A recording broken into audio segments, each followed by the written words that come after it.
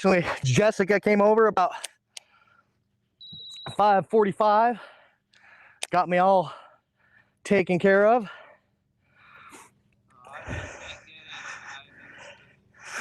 Oh, the needles? Yeah.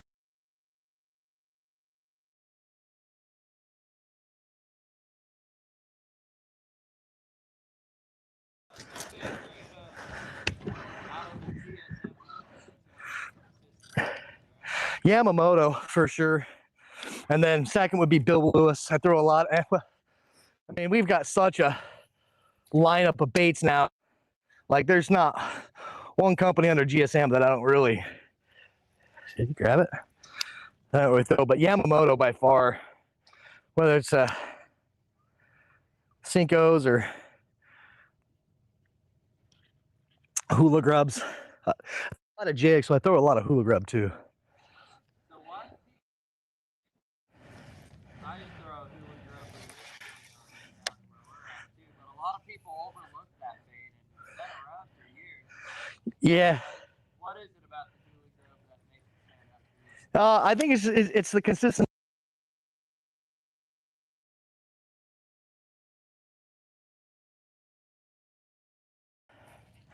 And I think that's kind of the deal.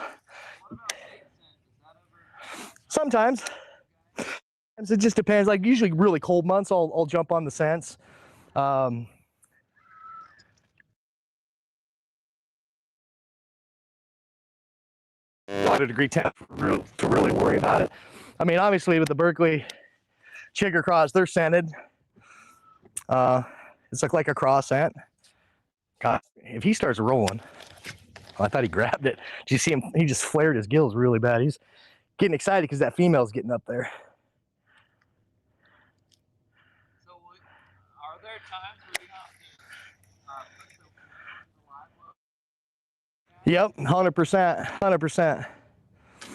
That reminds. That's a good question though. On our format, if it's under 13, can I put it in the live well as long as I don't register it? Look at that for me, because yeah, I mean, obviously these fish are over that, but like if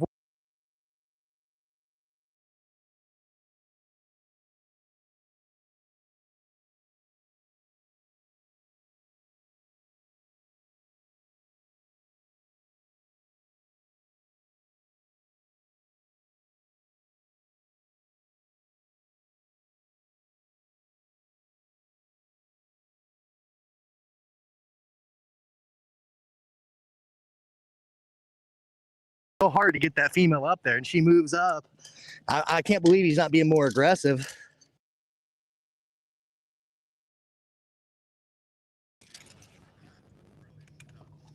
You need some extra hand? When you got a yard sale on your boat.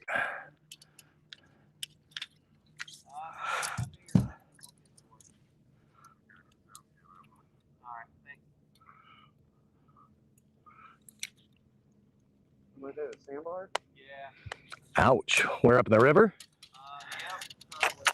Yeah.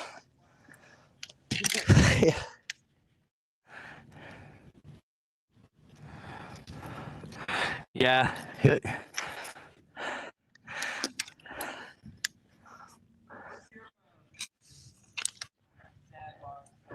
Oh yeah, I got one of those. I was a Martinez.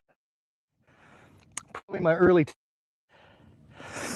and was running Martinez for the first time and made the bend, and I was doing about 55 and hit about a foot of water and slid up about 40 yards. And it was in December, mind you. It slid up about 40 yards on that sandbar. And me and my buddy, Big Bad Bobby, had to get in our skivvies, freezing cold water, and lift the back of the boat for about an hour and move it about a foot every time to get it up that sandbar. See, they're over here rolling.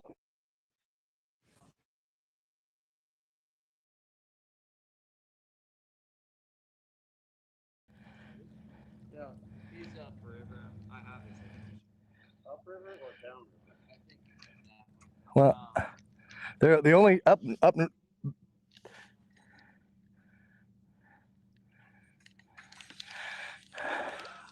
Boy, this guy's just not. I thought he was going to go pretty quick.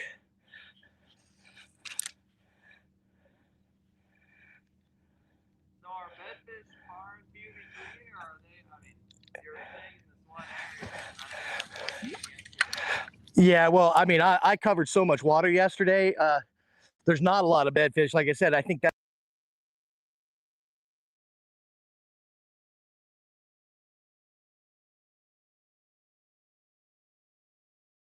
some increase in weights today too, because, you know, like again, these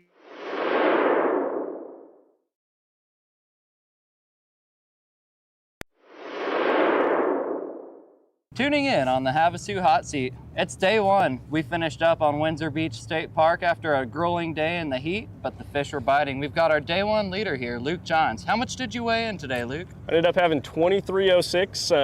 It was just a phenomenal day. Honestly, couldn't do anything wrong. Just one of those times. So, you know, it was awesome. Yeah, I'm looking forward to getting back out tomorrow. Good. I mean, it sounds like things just worked out. You're on a good momentum to get into day three. Unfortunately, on day three, if you make it, the weight's 0, so you're going to have to catch that again. But what's your plan going into tomorrow? You know, honestly, tomorrow, obviously I still got to catch them. I'm fishing against the best guys on the West Coast. They're not gonna, you know, let me just waltz into the top 10, even though I had a good day today. So tomorrow, definitely go out, shoot for, you know, whatever bites, honestly. I'm sitting pretty good, both on keepers and weight. So I'm gonna go out, shoot for that 16, 17 pound mark, hopefully catch another 15 to 16 keepers. And if I can do one of those two, I'm gonna go practice. So hopefully we can find something that gives us some confidence going into day 3. Hopefully we make it to day 3 first, I should say. Yeah, I mean, you've made it to day 3 a lot of times in the past. I think you won a boat, was it 2 years ago in the championship? 2 years ago, yep, the inaugural year. Yeah, yep. I mean, how many tournament wins have you had in this format? I mean, there's other series that have had it in the past, but weight keeper format, it's a unique deal. I mean, you have to make it in on either 14-inch fish, your biggest 5, and then on the last day you have to catch weight either way. But I mean, how do you go about that format? And yeah, it's an interesting one. So I mean, honestly, so last year, this was one of the things that I actually kind of thought about a lot in the off season last year was I didn't have the greatest season last year, and I basically point that towards me going into a lot of these events with a mindset of how I'm going to catch them, or I had too much of a game plan and I wouldn't let the conditions tell me what to do. So I think the biggest thing in this format, it doesn't matter who you are, what lake you're on, it's literally just go out, go fishing, let the conditions tell you what to do. The problem with this format, or I shouldn't say problem, but it's kind of a problem, if you're not catching them early on in these events, it's so easy to fall behind. And there's a lot of things that play with your head in these events. Like you've got the live leaderboard, so you can look at it, and it's not, let me tell you, it's not a good feeling when you look at 11 o'clock and you're down there in 60th place or something like that. And that starts to affect your decision making. So I was really blessed today to go out, catch them early. Just got off the phone with my parents. I think they were watching the live leaderboard. They said I never dropped out of first for weight all day. I didn't check too much, but it lets you fish a lot more free. But really, it's going into these events without too much of a game plan. Do your homework, obviously, but go out and just fish the conditions and see what bites. Cool. So, I mean, fishing the conditions, you talked about getting started early. I mean, how did your morning go? How'd you catch them? And how'd you catch them bait specifically yet? Save that for a couple more days. Okay. But, I mean, yeah, how'd your momentum start this morning? It started quick, so blasted off boat 18. You know, was running over to my first spot. I amping myself up like I always do and pulled in there. I was fishing a little offshore hump and they weren't really on it. So I kind of went around that and then went out to a little bit of some different water, and I saw a couple fish on the scope and cast it into the first one, and it was a 4 1/4 or something like that. So that started the morning really nice, took a lot of the pressure off just getting that first bite in the boat. And then I caught another one over 3 just a couple minutes after that, and caught another like 2-pounder or something real quick after that. So it was nice, just kind of lifted that weight off my shoulders, told me I was doing the right things, had the right baits, was in the right areas, all that good stuff. And after that, I just built off of it. Like I said earlier, it was literally, I think every spot I stopped on, I caught fish if I was fishing. And otherwise, I mean, I ran around the lake a lot today and found a lot of cool areas. So I think what a lot of people have been looking forward to when they hear March at Havasu is the weather's heating up, the water's warm. That means fish are moving up shallow. Sometimes bed fishing, maybe not, but I mean, is it what you expected going into it after a 31-day off limits? It was, I would say it's pretty similar to what I expected. Obviously we have a major heat wave this week. It's like 105 today and for the next 3 days, and it's been over 100 for the past few. So it's kind of an interesting time. There's fish in all 3 stages. You have pre-spawn fish, you have spawning fish, and you have post-spawn fish. I saw all 3 today, caught all 3 today. So there's a lot of options out there right now.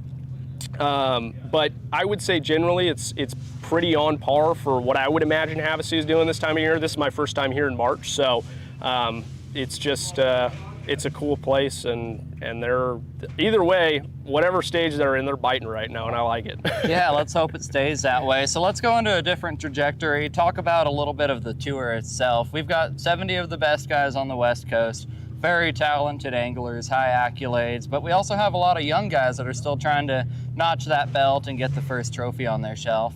How do you see the Pro Tour growing into what you expected it to be? And I mean, for West Coast angling, is it, something that guys are looking at now with a little bit, of a more vision of wanting to be there one day? I would definitely say so. I talk to a lot of people that are either fishing pro-ams or fishing lower level tournaments than this trail, and a lot of them say they want to get up here, which is really cool. I started with the inaugural season with the BAM Trail, and honestly I didn't expect it was going to be where it's at today after just 3 years. It is really cool to show up to a lake, have 70 guys, everybody's got a wrap boat, got their jerseys on. It's really professionally run tournament. And it's my favorite thing about tournament fishing. Obviously, I like the competition. I love catching fish, obviously, but having a competition is everything that I live for. And to be able to fish against literally the best guys on the West Coast, I know there's a few names missing. Hopefully those guys join in the next couple of years. But I think they want to. And the other thing that I think is really cool is there's a lot more young guys. I know I'm still pretty young myself, obviously, but I feel like I'm getting a little bit older now, and it's just cool to see so many 19, 20, 21-year-old kids either on the tour already or working their way towards it. So, this place has a really bright future, and I think if you're not on this tour yet, you better start working to get here because it's only going to get harder. Yeah, and we always ask for confidence, and some of the tips that anglers like yourself have for those younger kids that are getting into it. You started in high school, but how should a kid, 14, 15 years old, even 18, 19, get into the sport, excel, and try to grow? The cool thing now is there is so much information and so many opportunities for young anglers. The way that I would recommend young people get into the sport is 2 ways, or maybe 3. Fishing the high school events or college if you're in there, fishing team tournaments with somebody that you know, and hopefully somebody that's better than you. You can learn a lot fishing with better people. And the other way is fishing out of the back of the boat. I fished as a co-angler for I think 7 years before I stepped up to the front, and it was awesome. I drew some of the best names on the West Coast that I'm competing against today. Literally drew Brian Smith, the guy that I'm out here fishing against, today, and those guys can teach you so much. And honestly, it's literally the best deal in fishing. You can book a guide trip for $600 to $1,000, or you could pay a $400 something entry fee, get 3 of the best pros on the West Coast, 3 full days of fishing, and you see how they fish on a real tournament day. It's not, let's go to my honey holes, but not my real honey holes. When you're fishing a tournament, we're fishing our best spots. So if you draw me or whoever else on the tour, you are seeing the best of what they got. Yeah, and on the co-angler side, you can still qualify to fish that championship later this year. Yeah. To fish against the Pro Tour guys, the Pro-Am guys, and take that chance at a $120,000 VXS 20. So not a bad deal for $500, 3 days of fishing, and a good experience on the water. No, makes me feel like I want to get back into co-angling. I wish I started co-angling when this was going on, but no, happy to be at this level now too. So. Yeah, I think it's about time for you to start rigging up lines, get ready for tomorrow, but what else do you have to say? Anything to wrap it up? Where can people find you, follow along with your journey in the sport, and what's next for you? What's after the BAM Pro Tour, or what's after day 1 of fishing? After day 1, first thing I'm doing is taking a cold shower. It was too hot today, but I'm gonna go get cleaned up, have some dinner, get to bed early, and get ready for day 2. But people, you can find me, Luke Johns Fishing, on both Facebook and Instagram. I've been a little bit quiet on those two for the last couple months, but trust me, I'll be back tonight. And you know, just follow along on the BAM trail and check out that live leaderboard tomorrow. Hopefully we're running it up again.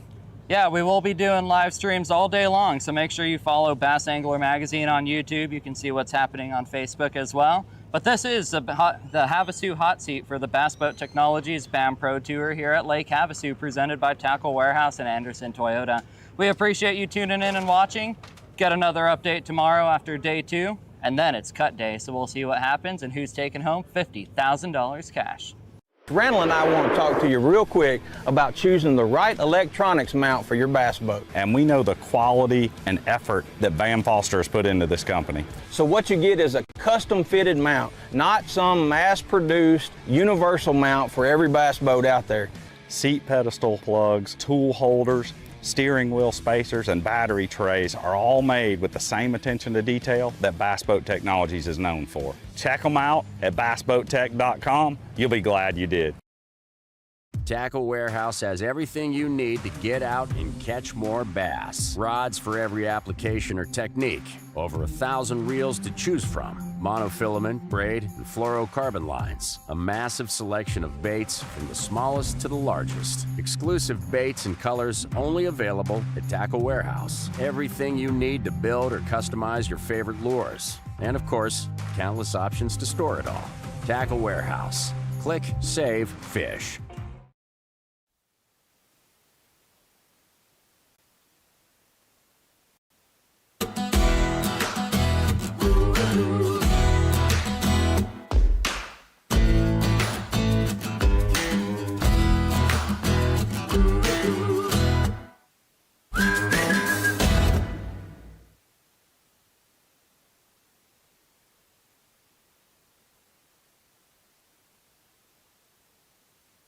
A lot of our customers are guys that are sitting in a takeoff every Saturday morning and using their AVX as a platform to go win some serious money. This is not your grandpa's old aluminum boat. Of course, with the Vexus, I was expecting a good ride. I was not expecting to be as smooth as it was and as quick out of the hole. It comes out of the hole like butter. It shoots just like a bullet. It takes waves amazing. You can't tell the difference between a fiberglass and an aluminum. It's a boat that's going to surprise the heck out of you.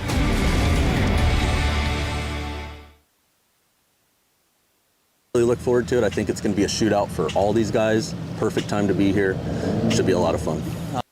The fish are probably biting. You know, this place is absolutely loaded with fish, so I'm really excited to get back out there. I've been here since the fall, the U.S. Open, but this is one of the, if not the best lakes on the Colorado River chain, so I think everybody's going to catch a lot of fish. Going to be really surprised with the quality that's in this lake, because it's got them for sure. You know, we've had 30 days off limits, so not really sure what the stage the fish are in during the spawn. So there might be some spawners left over, but I think a lot of the fish are going to be post-spawn patterns. So we're going to look for fish, you know, offshore, throwing drop shots at some fish on the scope, and maybe even throwing a topwater bait up shallow. Yeah, so this is kind of interesting. There's some wind forecasted. We don't know if the event's going to get shortened or not. So for me, it changes the strategy quite a bit. It's all out this morning for weight, and if I don't have weight within an hour and a half this morning, then it's switched to numbers and do everything you can to get on the board. Day one of the BAM Super 60 right here at Lake Mojave, man. Super excited to get out there. It's going to be a beautiful day. I'm sure the fish are biting and someone's going to come away with 50 grand in the next couple days. Can't wait. Let's get out there.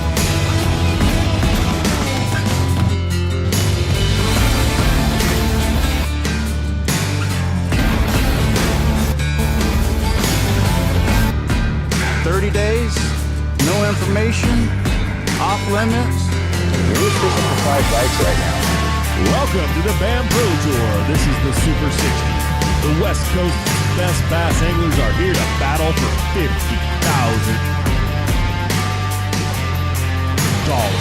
in a challenging format across 5 different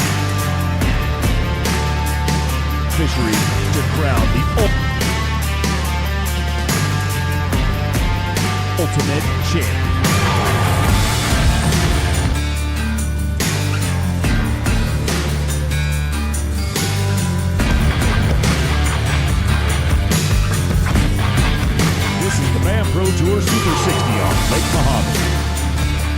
BAM Pro Tour shapes up. This is a hybrid fishing tournament with the following rules. There's a 30-day off-limit period so that no angler has advantage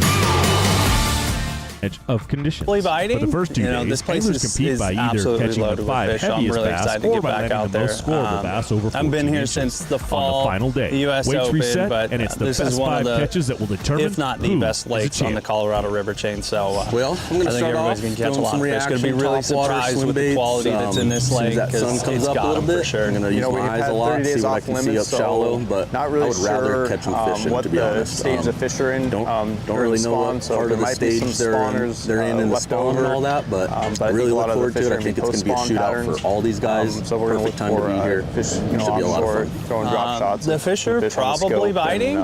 This place is absolutely loaded with fish. I'm really excited to get back out there. So this is kind of interesting. There's some wind forecasted. We don't know if the event's going to get shortened or not. So for me, it changes the strategy quite a bit. It's all out this morning for weight, and if I don't have weight within an hour and a half of this morning, then it's switched to numbers and do everything you can to get on the board. Day 1 of the BAM Super 60 right here at Lake Mojave, man. Super excited to get out there. It's going to be a beautiful day. I'm sure the fish are biting and someone's going to come away with 50 grand in the next couple days. Can't wait to get out there.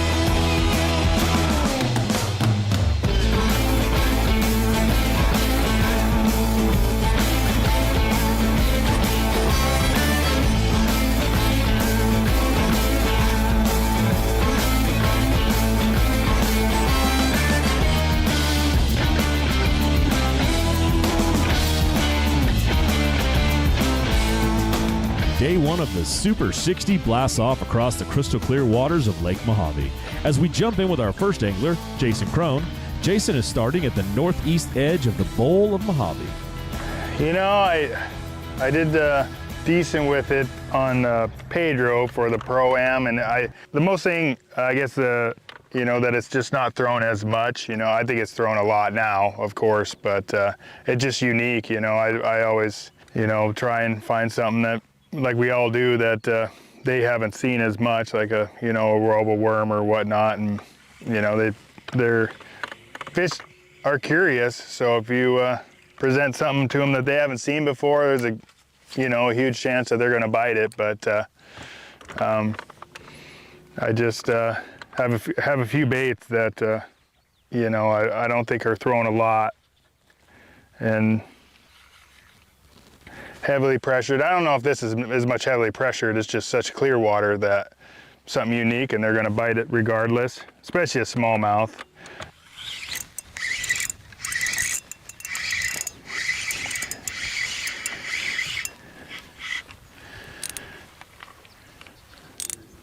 And both of these, they're kind of, I don't know if they're hitting the tentacles or whatnot, but it shows a good sign because both of them I kind of missed each one and they came back. So there.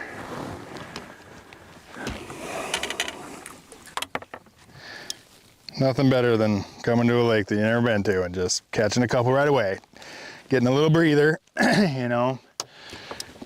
makes it easy to get in your groove. With 20 feet of clear Mojave water below him, Randy Pearson's looking for his first bass of the tournament. Bad thing is I had one follow me on that cast. He followed me down but didn't eat it. And right now I'm just throwing a weightless Cinco. I thought that fish was going to eat it, but he didn't.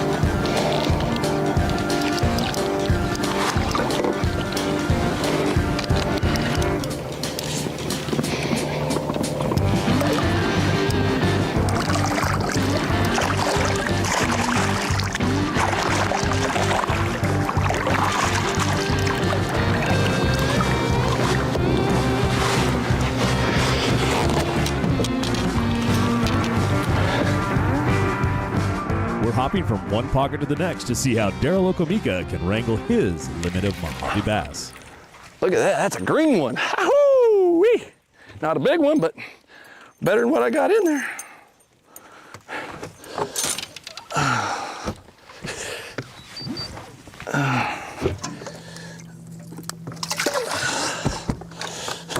If that had been like a 6-pounder, that'd have been cool. Have you guys film that?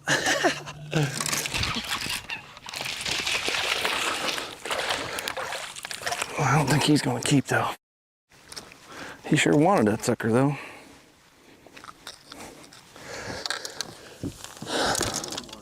What's that? You barely hit the toolies, and he said, "Thank you." Well, that's a keeper. Okay. Keep doing what I'm doing. Like I said, I spent a bunch of time on Google Earth looking at some of the backs of these pockets and looking at seeing what features and what stuff I was looking for. So I got a bunch of stuff marked from here up to go up a little ways, and I'm just gonna jump, and if I get through all the ones that I got marked, then seat of the pants. If it looks good, I'm gonna go fish it. I mean, pretty simple. I don't, like, with no experience, there's not really much you can do, honestly. You just gotta go fishing. So hopefully we can run into some good ones. They're obviously they're here. So just be a matter if you can catch them or not. As a young kid, you know, all the way up till... If you eat butter daily, this is what happens to your eyes. Take a look at these two retina scans. They both look sharp, focused, and healthy. But only one of them belongs to someone young. The other? It's the eye of a 74-year-old man who nearly lost his vision for good. His simple fix? Doing one tiny thing each night before bed. So if you wear glasses or contacts and are struggling with blurry vision,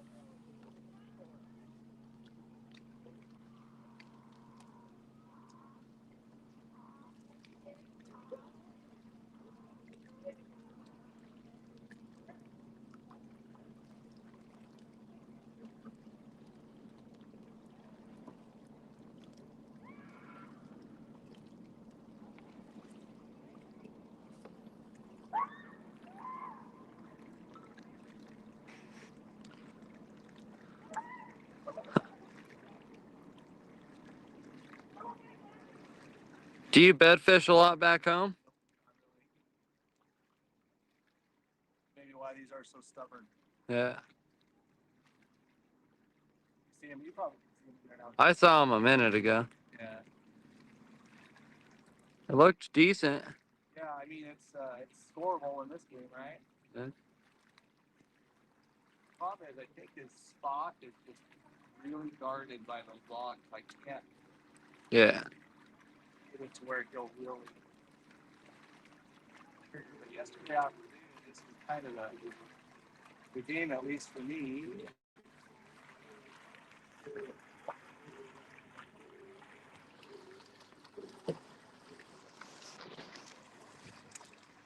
This spot.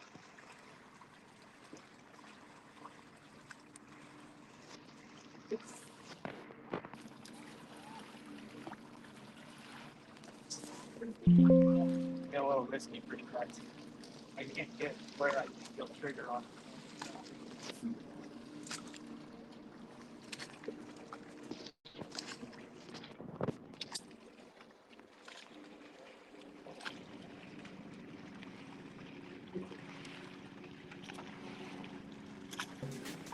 When I started my record label, the business side of things, taxes, finances, definitely felt like your own. It's been amazing to have a TurboTax expert to bounce ideas off of. Even if I'm in the studio alone at night, I have access to a TurboTax expert. I handle the music, they handle the tax questions. File your taxes with confidence with TurboTax experts.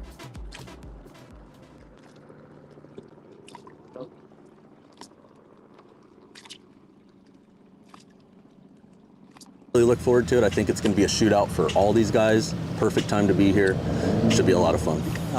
The fish are probably biting. You know, this place is absolutely loaded with fish, so I'm really excited to get back out there. I've been here since the fall, the U.S. Open, but this is one of the, if not the best lakes on the Colorado River chain, so I think everybody's going to catch a lot of fish. Going to be really surprised with the quality that's in this lake because it's got them for sure. You know, we've had 30 days off limits, so not really sure what the stage the fish are in during the spawn, so there might be some spawners left over, but I think a lot of the fish are going to be post-spawn patterns.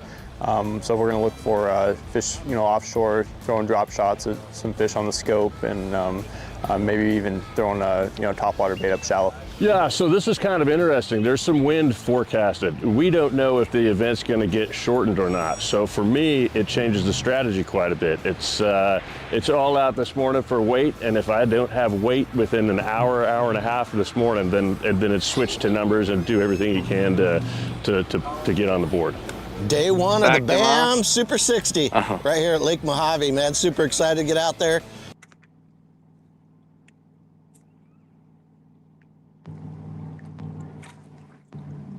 Right off the edge of it. Still, he's sitting under it, so you don't care. Try not to kill him real quick. I got backups.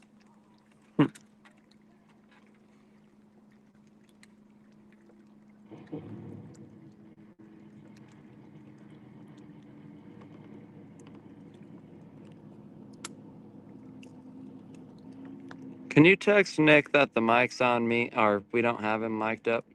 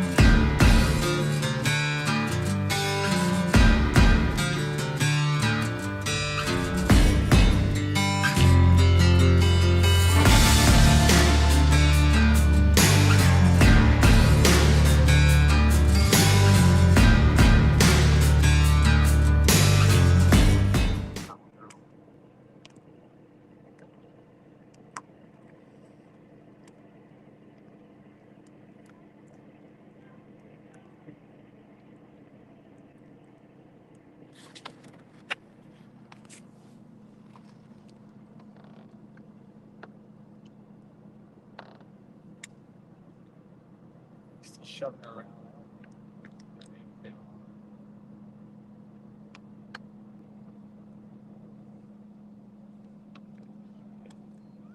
Oh.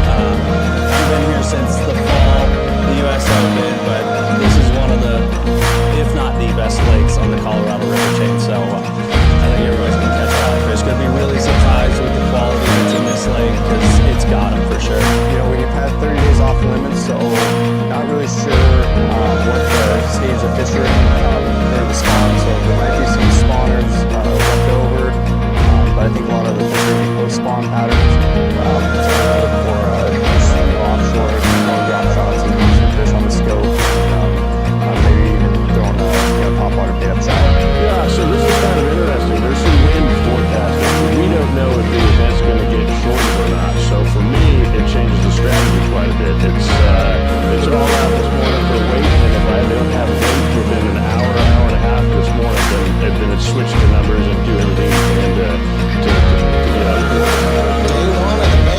Super 60 right here at Lake Mojave, man. Super excited to get out there. It's gonna be a beautiful day. I'm sure the fish are biting and someone's gonna come away with 50 grand in the next couple days. Can't wait to get out there.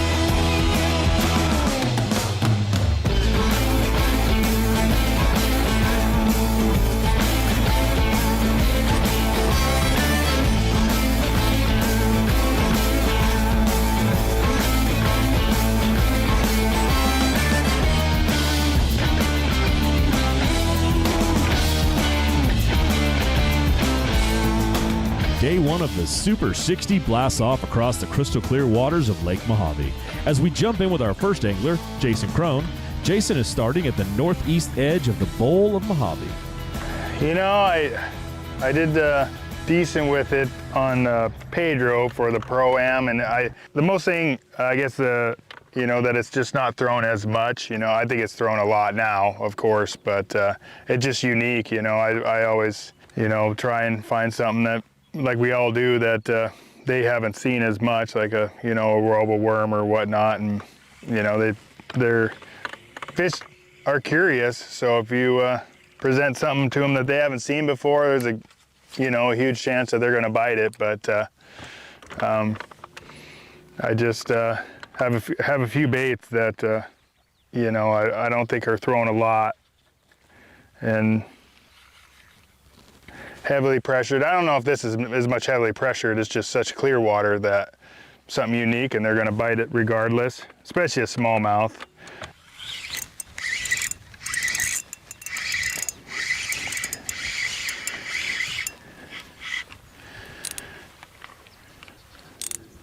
And both of these, you know, they're kind of, I don't know if they're hitting the tentacles or whatnot, but it shows a good sign, because both of them I kind of missed each one and they came back. So there.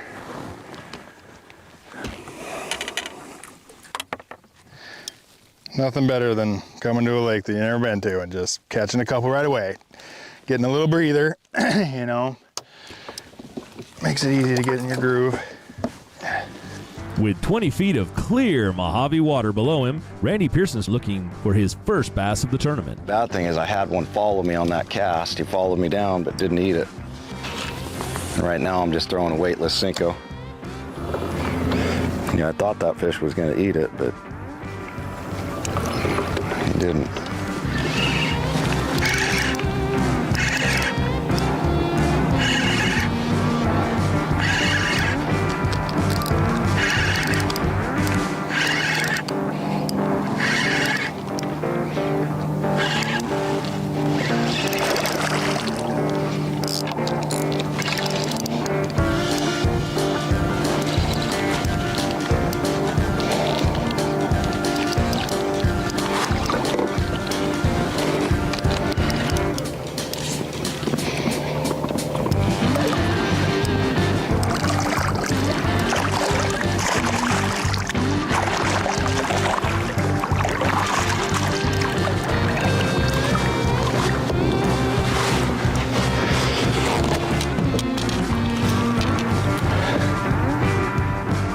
Hopping from one pocket to the next to see how Daryl Okomika can wrangle his limit of Mojave bass.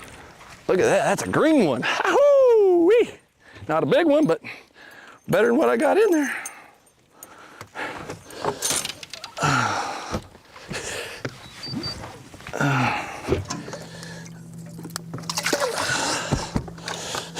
If that had been like a 6-pounder, that'd have been cool. Have you guys film that?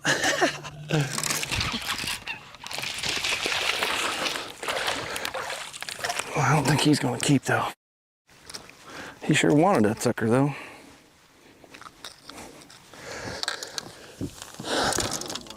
What's that? You barely hit the toolies, and he said, "Thank you." Well, that's a keeper. Okay. Keep doing what I'm doing. Like I said, I spent a bunch of time on Google Earth looking at some of the backs of these pockets and looking at seeing what features and what stuff I was looking for. So I got a bunch of stuff marked from here up to go up a little ways, and I'm just gonna jump, and if I get through all the ones that I got marked, then seat of the pants. If it looks good, I'm gonna go fish it. I mean, pretty simple. I don't, like, with no experience, there's not really much you can do, honestly. You just gotta go fishing. So hopefully we can run into some good ones. I mean, they're obviously they're here. So just be a matter if you can catch them or not.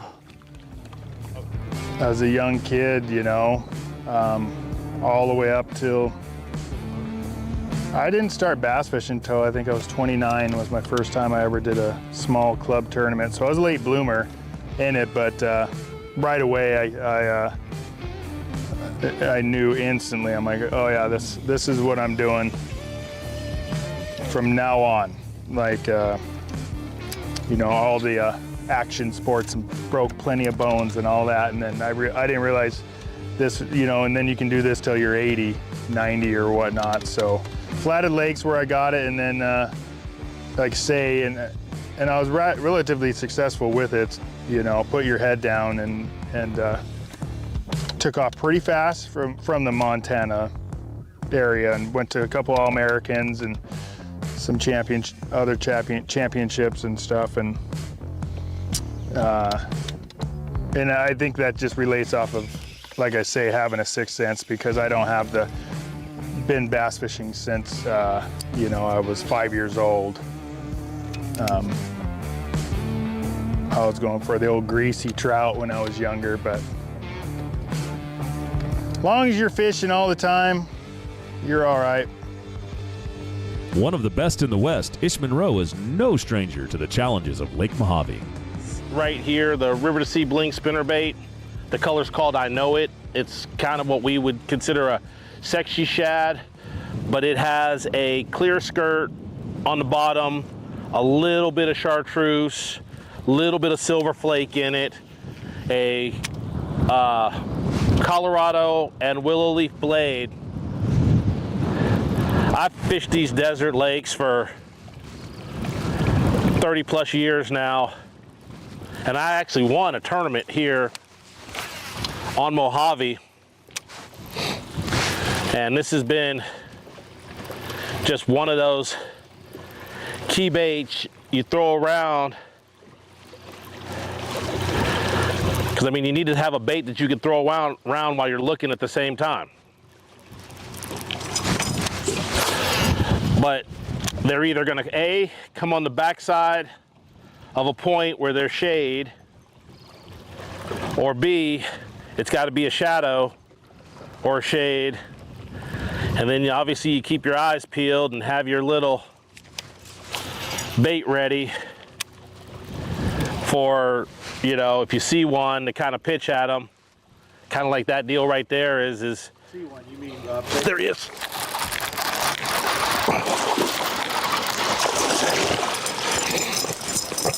And like I say, you just keep throwing the spinnerbait around.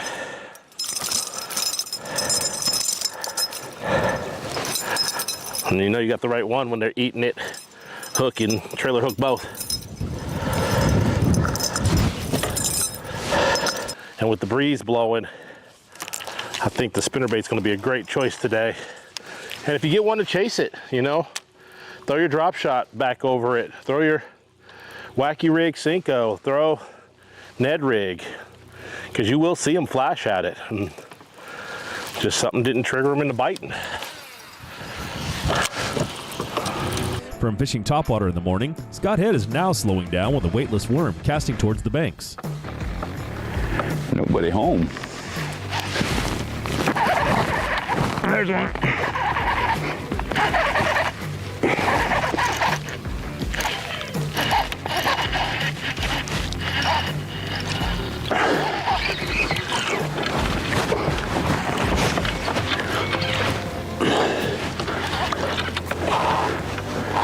No, he choked it.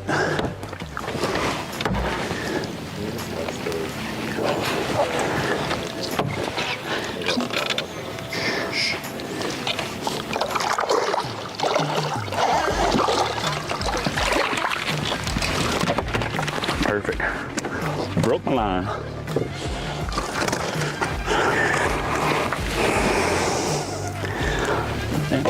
Oh, yeah, that's a good one. Yeah, he's gonna keep his mouth closed for me too. That last one was a son of a gun.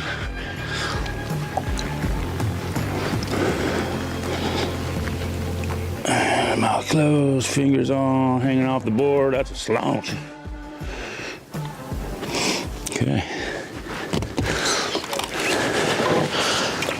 I actually think that might be one, maybe.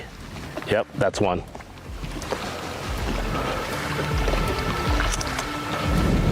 Oh, I missed him.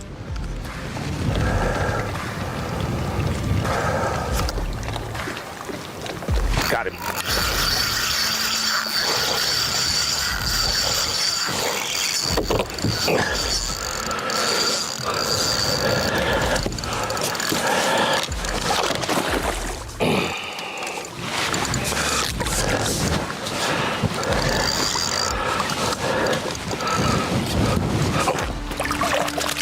Don't do that. Come on, dude. I hate smallmouth. Oh, come here. In the mouth.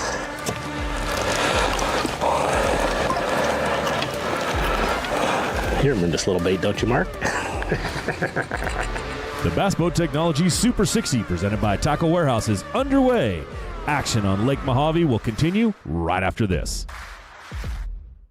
Randall and I want to talk to you real quick about choosing the right electronics mount for your bass boat. And we know the quality and effort that BAM Foster has put into this company. So what you get is a custom fitted mount, not some mass produced universal mount for every bass boat out there.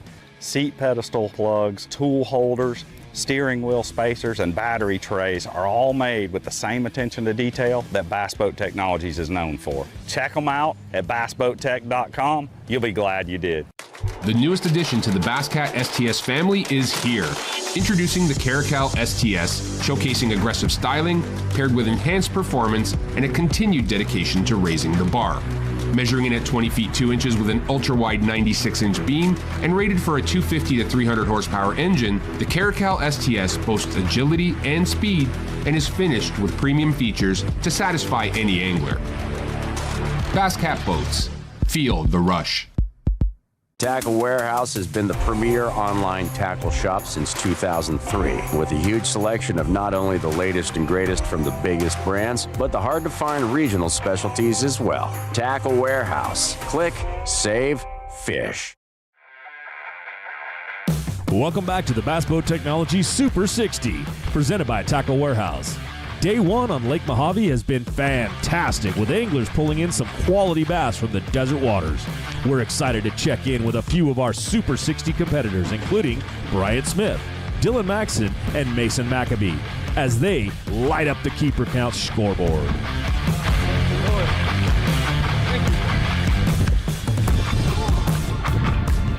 That is number 5. We worked hard for it.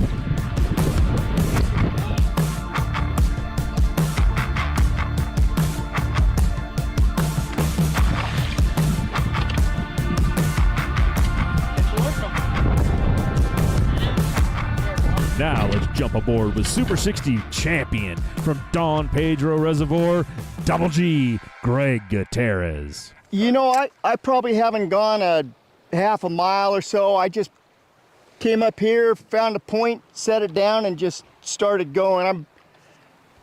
I'm gonna go that way. I'll let kind of everything settle down after Jake went through. You know, I don't know how long he's, gone through, but he's a fish catching machine, so you can't catch them all, I can't find them all, so if I can just let him settle down, anything he didn't catch, then I'll go back through and I'll give it a 5-10 minutes and at least give this fish a chance to take a look, and then I'm gonna have to go looking for bigger fish now. Just because of the whole wind event, the whole wind thing changes how it is. I'd like to say, I'm gonna go in on numbers, but if I commit to that, then I'm fishing for second place. Which is a great payday. But not near as good as 50 grand. I still want to do that B2B for Double G. That's hard, man.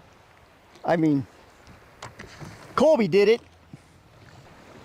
I got 2 on a float and fly. 2 on a Nico.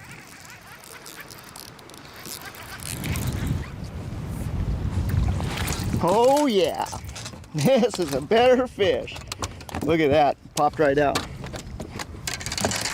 That's the kind we're here for, right there. As soon as I can get a grip on that thing. Holy smokes. All belly. Whew, that's a good one.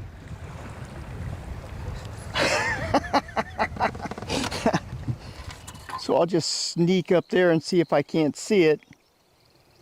There's an old bed right here. I mean, I'm looking at, there he is, there she is. Oh my goodness. That's what I'm talking about. Boy, I know this is too soon for me to sit down because she's really hot. She's only made one good run.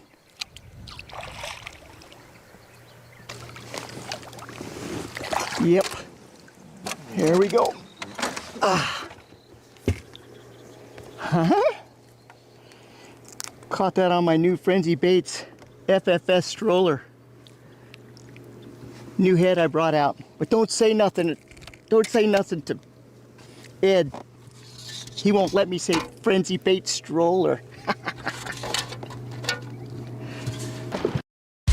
The bass bite is heating up.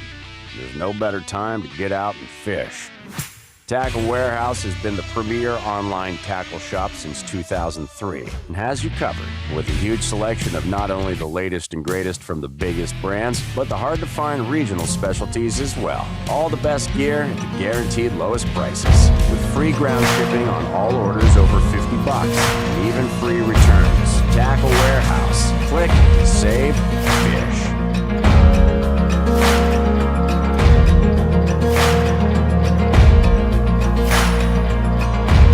Like many of these Super 60 anglers, it's their first time seeing or fishing on Lake Mojave. We jumped in with Wyatt DeBusk to see how he is catching his desert lake bass.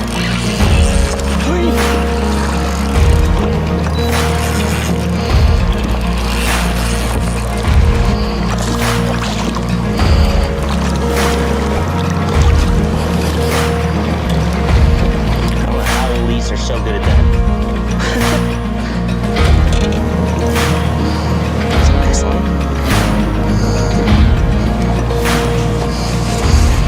Basically, never been here, so running around the lake, checking different stuff, went to Bass pockets, looking for largemouth, they heard that, then smallmouth fishing, but then just started slowing down on some points, and not 100% sure if there's some spawning out deeper here, or they're just kind of staging along here, so slow down a whole bunch and try and pick a few off, and hopefully we can coal up and catch up on keeper count. Late in the afternoon, the Mojave wind started to pick up. Adam keeping with a strong start, but is not slowing down, chasing the top spot. I stumbled on some fish this morning that I think are spawning on kind of some points and flats. And so that's what I did this morning, and then I kind of veered off of that, went to do a little largemouth fishing, caught one nice largemouth, and then outside of that, I did go find some offshore stuff and found some post-spawn fish. So I think there's a lot of stuff going on. I think it's fishing pretty wide open, which is fun, but also scary in this format. Like, you can be consistently catching them or catching good ones, and the second you go up shallow, there seems to be a lot of fish up, pounders, little ones and stuff. So that numbers count, I think, is going to be pretty high. I'm kind of doing a hybrid of both, which maybe isn't the best approach, but I've got close to 17 or a little over 17 right now. So I'm feeling pretty good. I need to, I think, control up to, the 20s to be in the top 3 would be my guess, but sitting okay right now and just trying to fish as many shots as we can in order to stay ahead in this one. Somewhere around 11 or 12 right now. I don't know the catch rate, but it just, with how many fish are up shallow right now, I just feel like someone could go down the right stretch and just load the boat with 2-pounders. Could be wrong. So it's got me like thinking that catch rate's gonna be pretty high, but you never know. That's what's kind of the uniqueness of this format. And then also we may have some canceled days, so that's in the back of my mind, weather and all that, so. Overall, I really can't complain though. I'm having a fun day when you get to do that. Like it's hard to complain about kind of anything else. Tackle Warehouse on Lake Mojave is almost wrapped up. It's time for the anglers to tally their keeper count and weigh their bass across the BAM stage. First up to the scales is Super 60 Pro angler Jason Crone. Great weight to start, 21.47. Great weight right there. Mr. Ty Mantarola, come on up here, Ty. You must have got 5 fish because you have 21.10. Great job at Turlock, California. Mr. Christian Ostrander. Christian, come on up, man. The best fight you had with 21.49. Good weight right there. You want to weigh a big one? Here's a look at the current standings. Christian Ostrander sets the bar with 21.49 pounds, with Ty Mantarola right on his heels at 21.1 pounds. Jason Crone, Dylan Maxey, and Nick Salvucci all sit with over 20 pounds. On the keeper count, Randy Pearson takes the top spot with 24 scoreable bass. Adam Beacon trails close behind with 22 bass. Carl Murphy, Brian Smith, and Tyler Madden round off the top of the leaderboard after the first day. Don't go anywhere. More action from Lake Mojave is right around the corner.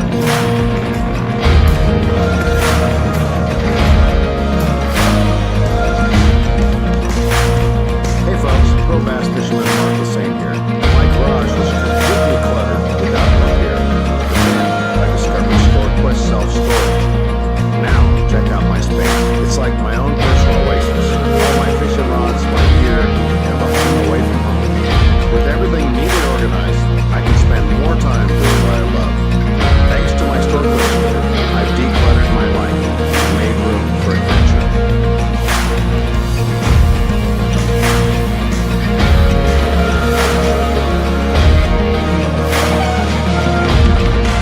What the flock are you waiting for? California's newest luxury entertainment destination, Chicken Ranch Casino Resort, is ready to play. Experience laid-back luxury in our modern hotel, a casino floor with views of the Sierra, and diverse restaurants and bars that will keep you stalking for more. Experience the all-new Chicken Ranch Casino Resort, located just 60 minutes from Yosemite National Park. Visit playchickenranch.com to book your trip today. Bass Angler Magazine brings you more. If you want to learn the latest techniques, win your next bass tournament, or simply catch more bass, then Bass Angler Magazine is for you. From California to Florida, Vanessa to Froggen, Bass Angler Magazine is jam-packed with how-to... Seem to get them to bite. They're a little elusive today. Yesterday, the 2 bites were, I didn't see them. I'm just kind of blind casting going down the bank, and those 2 good ones. But a couple of the other ones you see, you could throw to them, or actually go past them and throw back to them, and next thing you know, all of a sudden your bait just like dook, and got a fish on. So it's a little more challenging today for me. It hasn't been super, like I said, I just got my first 2 fish just before you guys pulled up. 1 smallmouth, 1 largemouth. Oh, there's one right there. Little cruiser. That's kind of what they are. They're just kind of meandering through here. You get up here a little tighter in some of these and you'll see. But yeah, I just caught a little smallmouth over there that didn't count. That was on pulled up on him, and I thought he was 14, but he's only like 13 and a half or 13 and a quarter. So, but largemouth. I mean, how do you master the different techniques you needed to feel like you could compete at that level? I mean, the opportunity is what it is. You get the opportunity. Oh, there's a big one right there. Holy moly, look at that one. Big old smallmouth. Just cruising. Probably on a bed right here. Oh, it might be that right there. I bet you money. I bet you it's on that. Well, they're not staying. That's the thing. They're real spooky. So I don't know if they're just coming up, but sometimes if you hang here, they cruise back and they'll cruise back in here. He's not in a real big hurry to get away, that's for sure, but that's kind of the way they are. But so it's not really about, I mean, you have to just learn. Like Idaho, we don't have pelagic lakes. We don't have tidal waters. We don't have all those things. So when you jump in an opportunity like that, you have to, I mean, it's a crash course quick on certain things that they're just not many states that you live in, unless you live in the South or live in the East, that you get to experience all the things that you would experience running an Elite Series year. So it was fun. Like I said, I learned a lot about who I was as a fisherman, what I was capable of, what kind of pressure I can handle, just stuff like that. And it's fun. I enjoyed it. There was a lot of tough times. Like I said, that Kentucky Lake one, there's a big one too. God dang. Just went underneath that PVC. That Kentucky Lake one was a big one for me. Like I said, when you're that far away from home and you have a bad day, you don't know, you don't have creature comforts. You don't have your family to go home to and try and help you feel better about the situation or nothing like that. You got the window of a truck and maybe a travel partner, but that only goes so far. But a lot of times driving from place to place, you know, a lot of people don't realize logistics. You know, you might go fish an event, but as soon as you're done fishing that event, you got to run however many miles to the next lake that's practice time for a lake that's coming up and then before the off limits periods or stuff like that. So there's a lot more to it than just fishing tournaments. You know, you sit down, when I sat down to figure out the year, I had the schedule basically lined up. Fish this derby, as soon as you're done, get up, go to such and such, practice for 3 days, go to the next one, or practice, you know, go look at a lot of, and the other thing too, people don't realize that's like Toledo Bend, Ross Barnett, those are two of the big ones, but boat lanes. It's not like here, I can just kick the motor up and go. Toledo Bend and Ross Barnett, you have literal boat lanes that are buoyed. You have to run those boat lanes. You cannot deviate from those boat lanes, especially at Toledo Bend. Well, it stumps at Ross Barnett, but Toledo Bend, it's trees, man. There's so much timber. So you get a bad wind day and the boat lane turns, you gotta go with the boat lane. You can't just do your own thing to run the waves the way you want to run them. So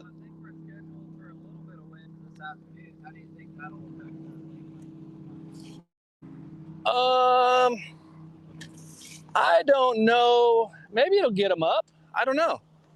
They don't seem to be super enthused about chasing anything. I did catch the first one yesterday, but it was in the marina on a spinnerbait.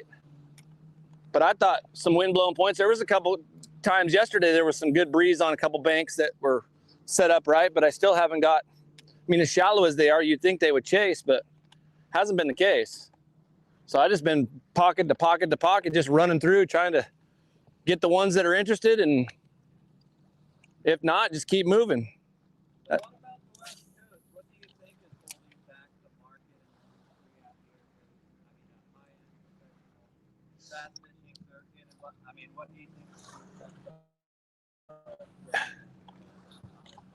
Well, it's probably along the same lines as boat manufacturers. Boat manufacturers the same way. Like I've been with Bass Cat since I've been running a glass boat. I haven't been with any other brand. And in talking to Rick, you know, in Idaho, we might license a new Bass Cat or 2 new Bass Cats a year. Like we don't have the per capita like what down south has. They're doing 300 or 500 a year. So I think that is along the same lines as what the tournament is too, because there's just not as many people. So you don't have the non-endemics that can, you know, just like Huntington for our next one when we go to Brownlee. I was real surprised that you got, I'm happy to see it because it's something that's going to be on my home pond, but we just don't have that around there. I don't know. And I'm sure Mark struggles with that at all, you know, all years trying to find people that want, because like I said, I think the Elite Series is $100,000 for a city to invite to have an Elite Series event on that. So whoever the host is, whether it's a, you know, city, what, I'm not sure, but it's a lot of money. So it's a lot of money to run one of these. And that's why I just don't know the West Coast. California is because there's people. Like it's a population is pretty substantial. So I don't, Let's talk a little bit about this. I mean, moving forward, the industry is changing so much, forward facing and young guys getting in the sport. I mean, exceeding in the sport too. I mean, what are your thoughts on, I guess, the generation coming in using this technology? Does it take away from old school? I mean, yes, like what the legends like Rick Clunn and Jimmy Houston built, like the old school guys, even when I first started before GPS is really a big deal, there was guys that would triangulate. They'd find a place on the lake. Well, that tree lined up with that, lined up with this, I'm on the spot that I need to be on. You know, GPS has made a big difference. Now you're stepping up where you get to see what's going on into there. I'm not as big of against like a lot of the old school guys are. I figure it's technology. Either you learn it or you're going to get your butt kicked. Pretty much how it's going to go. So I'm not the greatest at it, but I try, you know, I'm pretty good with it. I put a lot of time in learning it, but I think the younger generation, you think about the age that's now really getting into this stuff, or when the iPads first came out, they're, you know, raised on technology. So that puts a little bit of an advantage in their hands. So it works out. How does it relate to like a guy that devotes years and years to learn how to throw big swim baits and gets really good at that and higher quality caliber that compared to learning how to use your electronics? I mean, is it a comparable aspect? Or is it? I mean, what are we talking swim baits? We talking 2.8, 3.8 Kitex? Or are we talking 6-inch Huddlestons? Yeah, so you're not ever going to do good in a tournament situation doing that. You might get a bite or two, you might catch a few giants, but you're never going to compete. You know, that's the one thing about tournament fishing is you have to be multifaceted. Like for the longest time growing up when I got in the tournament circuit, I was always known as a reaction guy. Oh, you don't know how to throw plastics? Well, you keep thinking that. I wasn't very good at it, but I could still do it. But I'm a moving bait guy. Like if I can go do and throw a moving bait, that's what I want to go do. But sometimes lakes just don't set up that way. Sometimes the days you don't have an option. So do I want to throw a spinning rod in my hand all damn day? No, but you got to get bites. You got to catch fish. And if that's what you got to do, it's what you got to do. It's pretty much how it goes. So. All right, so you've got the midday snack, the half-eaten. Half-eaten.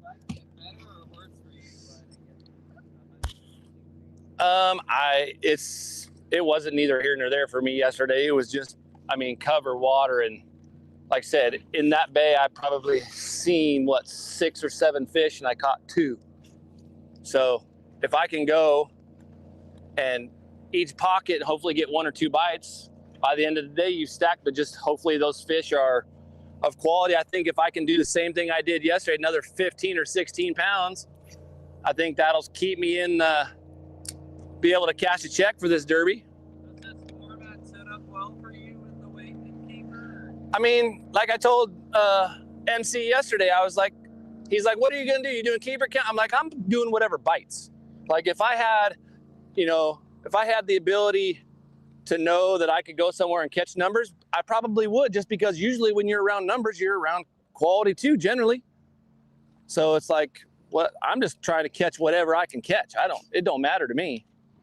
If I catch 5, catch 500. I mean, I just go fishing and try and fish what I think is the thing to do and what's going to get me the most bites, you know? And are you qualified, or did you buy a membership for the Ultimate Angler Championship? Did you qualify for that, or is that something on your radar? Depends on when it is for me. This year, if it's in this fall, I don't really want to travel nowhere this fall because my middle son's senior football season. So I only get that one time, and I get to fish for as long as my body will let me. So I'm not gonna. That's one thing I don't do. I won't miss what my kids do. And he's got a chance to play some D1 football, so we'll see how that shakes out. He got a invite to go visit Boise State and as a wide receiver. So he does he's a great student, gets great grades, and he'll have an opportunity, I think, to play at the next level if he wants it.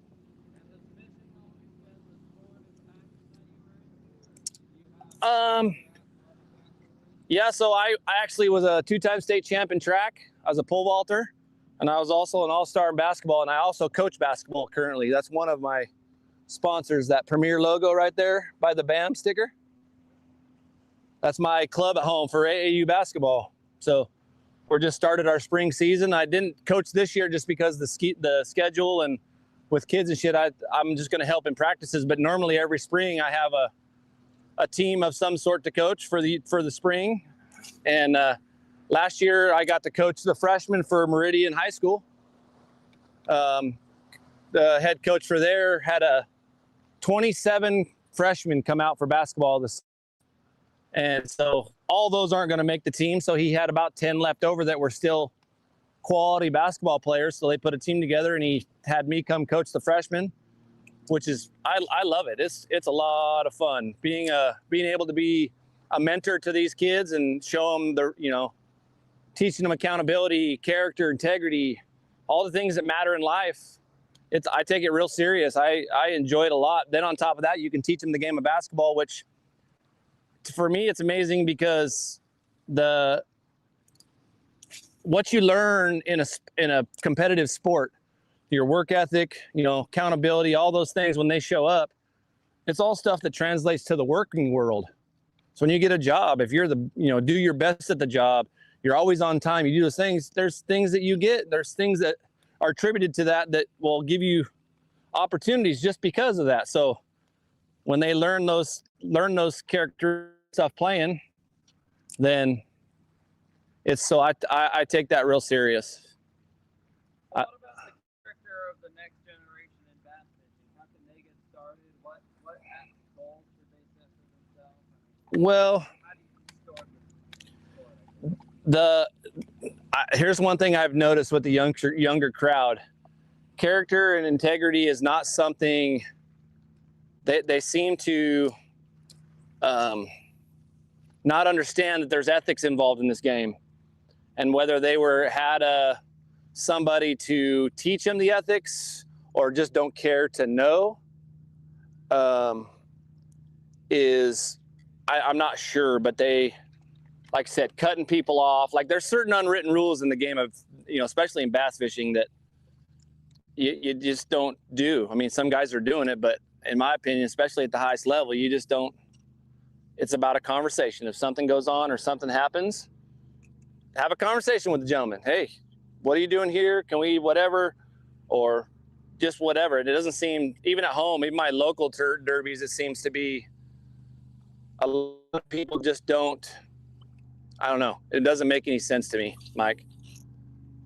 Doesn't make any sense to me. So how does that character apply when you're working with partnerships, trying to maintain relationships in the sport? Well, as with anything, no sponsor wants a liar. No sponsor wants somebody that's,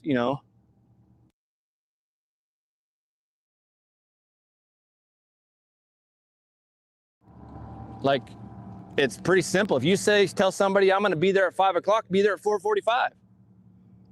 If I'm going to be there to help you, or you need my help, and you say be there at 5, I'm going to show up at 4:45. Like, it's just a integrity thing. I value that a lot, and I've tried to impress that upon my kids. I think they've done a pretty good job of being that way because they're very punctual. They understand. I don't see any in here. They understand, and it's gotten them a long ways too. So it's oh, there's one right there.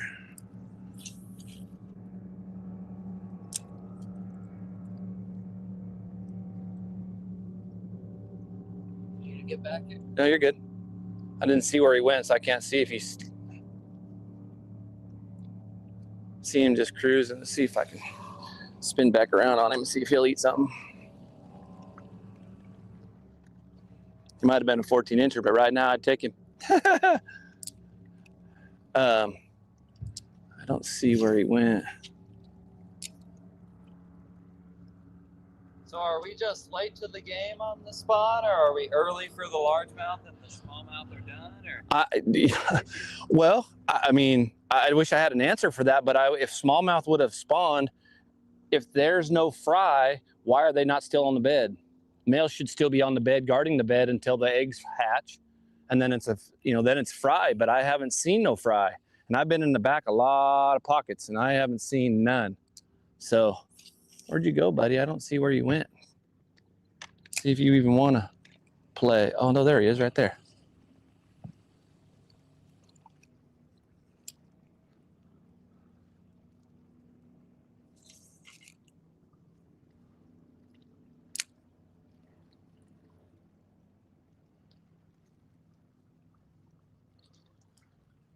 Where'd you go, bud? Now I can't see you.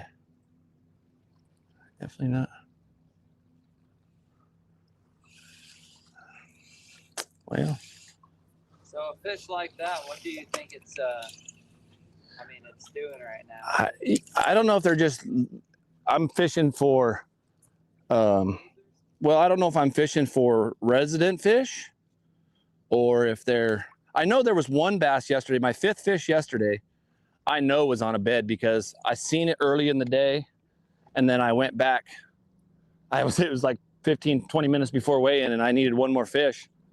And I remember it was on this particular log out in front of this house and I fished for it for about 10 minutes when I seen it and it wouldn't bite. I went back later in the day and 3 minutes, boonk, picked it right up and maybe got my 5th fish, and that was what gave my limit for the day. So I know that one was on a bed, but it hasn't been that way. Like it hasn't really been. I've seen a few, but like I said, I don't understand if they're not done spawning, or if they are done spawning, where's the fry? Unless they take the fry out offshore. I don't know this lake to know how they do that. Or oh man, I'm hoping that so Idaho Power is, man, they're dirty dogs sometimes. That lake is strictly for water flow. They will pull the plug on that thing if the salmon down Hells Canyon, Oxbow, and into Columbia River need water. They'll suck that. So 2 years ago, I had a TVB tournament. I still won the tournament, but I should have had a mega bag the first day. The weekend before, I was out practicing and I went into a pocket and took my flip bait, flipped up underneath this tree and fell one, pick it up. And I didn't set the hook because I was pre-fishing. So I just stepped back with pressure, and probably 7-pound largemouth swam out with my bug in his mouth. And I was like, oh man, when I came back the tournament day to go fish for that fish, where I hooked that fish was dry. 4 foot of water dropped, and that was actually dry land. So I hope they fill it. Is it the 19th, 20, 21st, or is it the next weekend? Because Hickey was telling me they moved the weekend because of, we have another tournament locally that 19th, 20th, and 21st or whatever. Well, it's the 20th, but Hickey said Mark changed it and moved it one weekend or something. So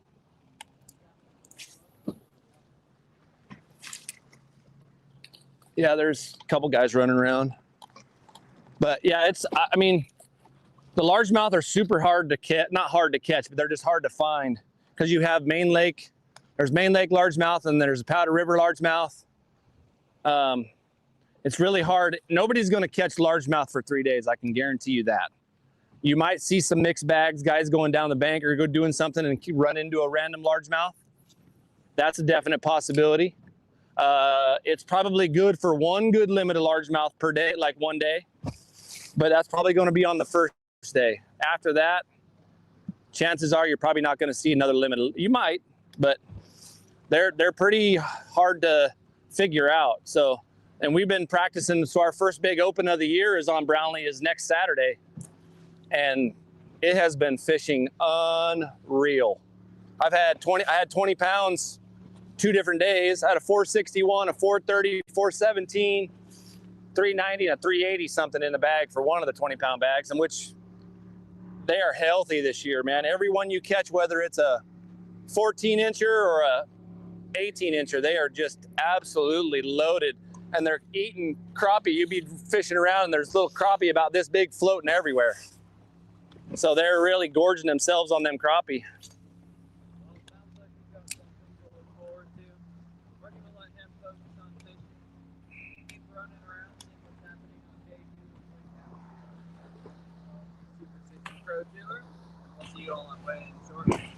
Any last words, remarks, or anything you want to tell the camera before we cut off the line? Appreciate your time.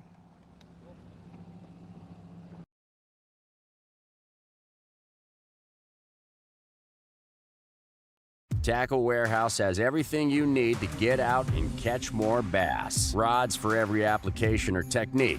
Over 1,000 reels to choose from. Monofilament, braid, and fluorocarbon lines. A massive selection of baits from the smallest to the largest. Exclusive baits and colors only available at Tackle Warehouse. Everything you need to build or customize your favorite lures. And of course, countless options to store it all.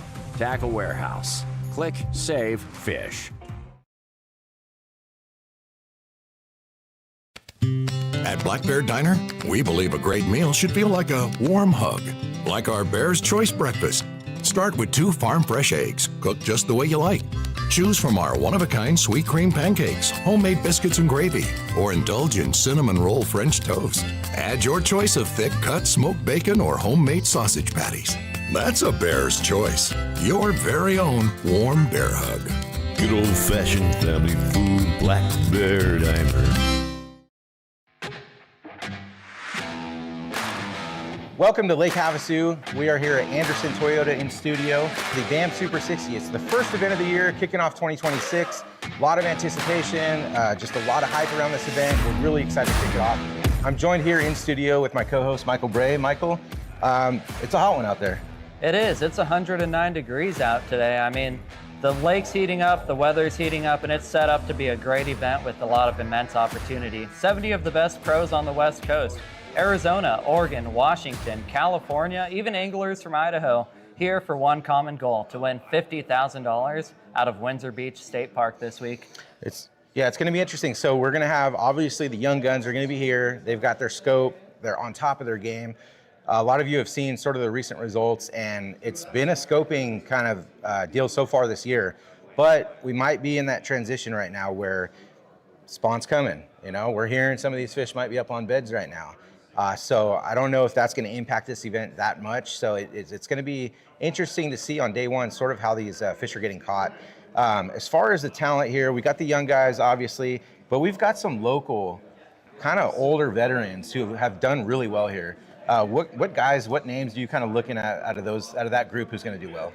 Yeah, I mean, the Pro Tour goes all over the West Coast. So right now we're in the backyard for all of the Arizona guys. I mean, you can't knock out Carl Okerman, who won Lake Mojave last year. He'll be on the show shortly. You can't knock out Roy Hawk either. I mean, he's a very well-trained angler out here on these hot desert lakes. But we've also got guys that are young, that are new to the game, and that are ready to kick it off with a bang. 10 new anglers in the field this year. Brennan Osborne, Bridgeford Pro. He's won $125,000 this year already. Yeah, 2 boats. He's been on a roll. He has been on a roll. But, I mean, what do you see out of the field? I mean, oh, like you said, this rookie class is just unbelievable. You know, it just feels like we still have the rookies from last year because they just came on so strong. But this year, I mean, it's stacked. Like you said, Brendan Osborne, we've got Mark Kobe, we've got Asher Haynes coming in, Joe Mariani, Joey Walton, a smallmouth specialist. I mean, just guys that are gonna kind of shake things up, even at certain events. You know, we're looking at some of these guys to have their strengths really, really excel in certain fisheries. So it's gonna really make things interesting for this year. As far as AOI, last year we saw 2 young guns, first and second. It was a great battle. Ty Madden, just edges out Manarola. Manarola had an amazing year, but I think Manarola's probably coming back with a kind of a different mindset this year, maybe a chip on his shoulder. What do you think? Definitely. I mean, not only is Ty ready to break those second place finishes, winning second place in 3 consecutive regular season events, and then getting second on Angler of the Year. That's a little bit of a jab right there. Not only that, but he's backed with a brand new sponsor this year as well. So he's ready to perform and showcase what he's got. But Madden is a hard guy to beat, and he showcased himself real well. But what about the guys like Greg Gutierrez? Right. Guys. Oh yeah, like we talked about. You know, if the scoping bite isn't super strong right now, then the advantage might kind of shift back to some of the older veterans who maybe have a little bit more time under their belt, a little bit more tricks. You know, they've just simply been on the water more and tried a lot more things. So that's going to be something to keep an eye on. So yeah, it's going to be a great event. I'm super excited, and we got more to come up. So stay tuned, and we'll be right back. One look and you'll know. These fired-up next-gen machines are engineered like no other. Precision-tuned to excel under pressure, Vexus boats have revolutionized what quality, performance, innovation, and a true rough water ride can be. Check out the long list of advantages at vexusboats.com. After all, some things turn your head, others ignite your soul.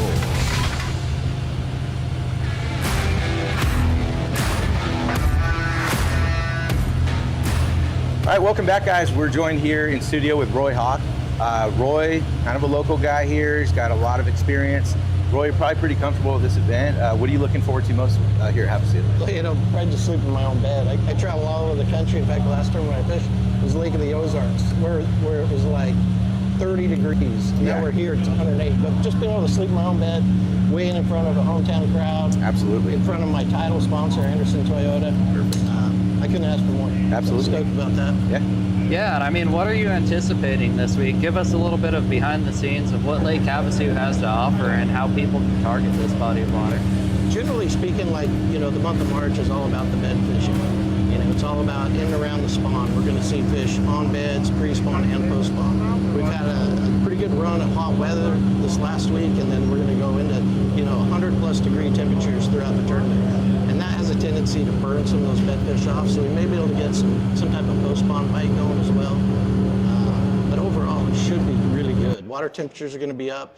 Conditions are pretty good. We're not going to have much wind other than maybe Saturday. We may get a little breeze on Saturday, so it's going to be stifling out there.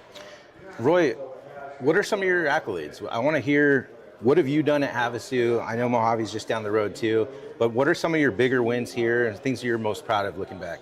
You know, one of the coolest things is my very first I'm from Salt Lake City, Utah, and I was born in Illinois. So my home tournament lake when I was growing up in younger years was like Lake Powell or Lake Mead. Okay. And but I won my very first pro tournament here in 2003. It was a one bass pro-am. That was my very first pro win. And yeah, so that was pretty cool. Well, you ready to kind of repeat that and show them you can still do it? And I'd love to. And 30 days off limits.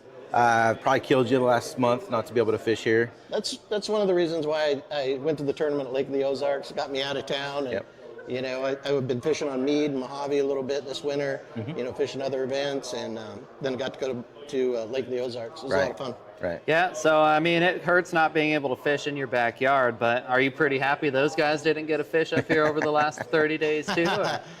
I have mixed emotions about that, but yeah, you know, I mean, it does give a guy that knows the lake well, you know, somewhat an advantage. It is around the bed season, so it's going to be anyone's game. I mean, any one of them could catch a 7-pounder at any given time and really move up. Guys that get on some of those areas that hold lots of numbers, you know, could do really well. I would think like 20 fish a day is going to do really good, and about 20 pounds a day will do really good. So it sounds like people should come out to the weigh-in on Windsor Beach State Park later this week as well. Absolutely. But yeah, I mean, what else do you have going on weigh-in on Saturday? We heard you do a little bit for some nonprofit work too. Yeah, me and a guy named Albert Telefus started a nonprofit organization that teaches kids how to fish. We actually started it 10 years ago here at Lake Havasu. So this is our 10th year anniversary. And we've adapted it from Lake Havasu all around the country. Back when I was fishing the Bass Pro Tour, we would go do the events in conjunction with them all across the country. We got Kevin Van Dam and Gary Klein and these guys helping teach these kids how to fish. But anyway, we've kept that thing going, and we're completely nonprofit. So we get our money to be able to buy these kids free rods and reels and tackle and all that stuff from grassroots donations, and then through sponsorships through corporations, townships, things like that. So this week we're going to do a fundraiser. I've been cooking pulled pork all afternoon since this morning. It's just about done. So you're going to be frustrated in about 10 years when these 8-year-olds are going to teach how to fish this week and come out here and scope you to death. Oh, I'll be just fine. That's why we've been raising them, man. That's right. That's right. It's all about growing the sport. We want everyone to come out, and we're all in this together. So as far as this tournament, a couple more questions I had. So because it's been off limits for 30 days, do you anticipate the weights potentially getting better day 2 and maybe even day 3? Just because people are going to have to kind of almost find the fish and then expand on that? It's possible it could work either way. Okay. Meaning that there's probably a bunch of bedfish up, and if guys get on that, stay on it hard, they're going to wipe out a lot of those bedfish. And if they don't have stuff to fall back on, the weights could drop off a little bit. Okay. In that theory. Other theory is there's just a bunch of fish up in active, shallow, on beds, off beds, but you know. So that keeper count is really probably going to come into play big time here. I think so. And do you personally, if you're kind of on that fence, I mean, are you almost committed to one side or the other? Or are you totally open-minded on weight versus keeper count? I'm planning on just kind of figuring it out in the first 4 hours or so. There you go. See what's going on and see how it's looking. I mean, ideally, I'd love to make it keeper count and just mark a bunch of big bedfish for Saturday. You know what I mean? Nice. That'd be nice. I don't know if that's going to work out. Right. You know Exactly. what I mean? Awesome, man. Well, thanks for joining us. Michael, you have anything else for Roy? Yeah, Roy, I think what's some advice that you'd give all those young anglers watching to do something on the West Coast? Join some of the professional level events out here, the Super 60 one day. Yep. What's some steps they should take to get in that trajectory to do that? You know, one of the easiest ways to get involved, you know, for like a moderately young person, is to get in the band Pro-Am fish as a co-angler. I mean, what a way to get to go out and fish with a pro every day, get a shot at making a little money too, and kind of see how you stack up and look at these guys and see how you get to fish with so many different people over the course. You go there and practice with a couple guys. You know, if you go there and you get to practice a couple days, I would practice with 2 different guys, and then you're going to draw 2 separate guys, and hopefully you get in the top 10 and fish with a 3rd new guy. All right. That's like a guide trip, a very heavily discounted guide trip. You get to fish with 4 pros. And it costs you a couple $100. Exactly. It's kind of a no-brainer if you're wanting to learn and everything. So, awesome. Well, thanks for joining us, Roy. Appreciate you, man. Yep, absolutely. Good luck in the event. We'll see y'all Saturday at the weigh-in. We're going to have some pulled pork sandwiches, chips, water. It's basically all free. We're just asking if you feel led to leave us a donation. Appreciate you. Yep. Thank you, guys, and we'll be right back. Competitive anglers powered by Mercury Pro XS outboards have won more bass fishing tournaments than all other brands combined. With lightning-quick acceleration, legendary reliability, and lightweight design, Pro XS has everything you need to travel farther, faster, and harder.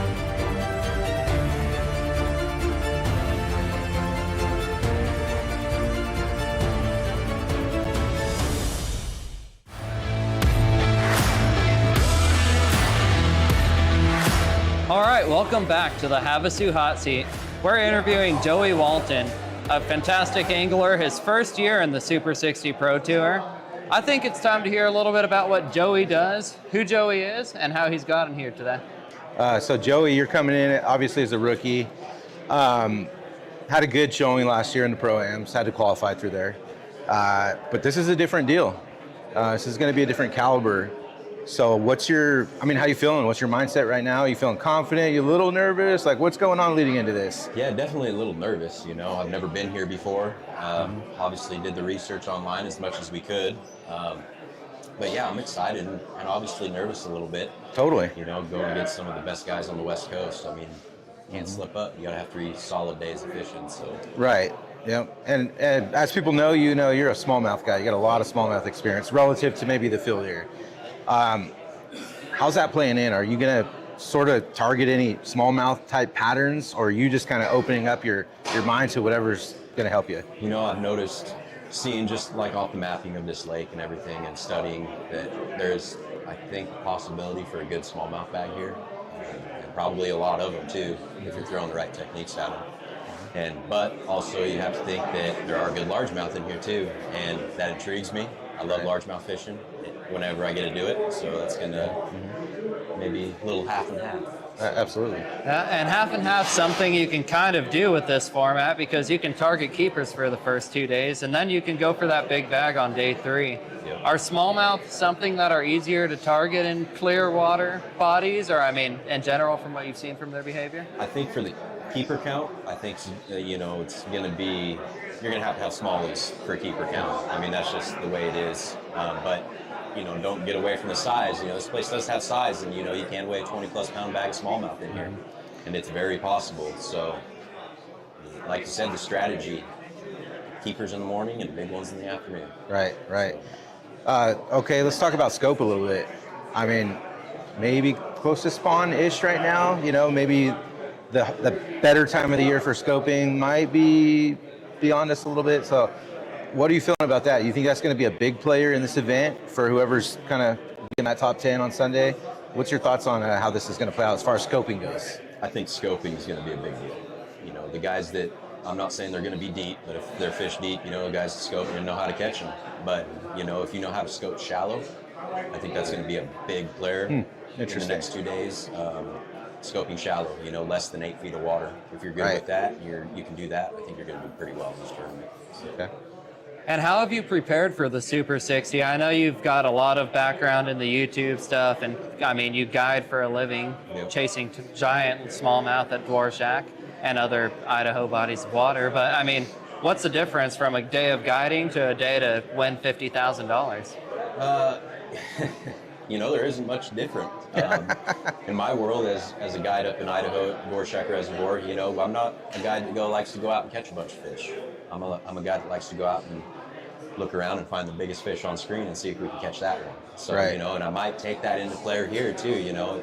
It just, you got to see how the day plays out, you know, if you're going to go for keepers in the morning or, you know, you get on something early in the morning where it's size. Right. And then now it's like, okay, now I need to put my head down and go for 3 more fish. Yeah, that's the interesting thing about this format is like at some point during day one, probably, your mindset's going to go a little bit towards like, okay, is my strategy going to be stronger with keeper count, or should I go for the weight? You know, it's tough to really know, but I would say you kind of have to go with your gut on that.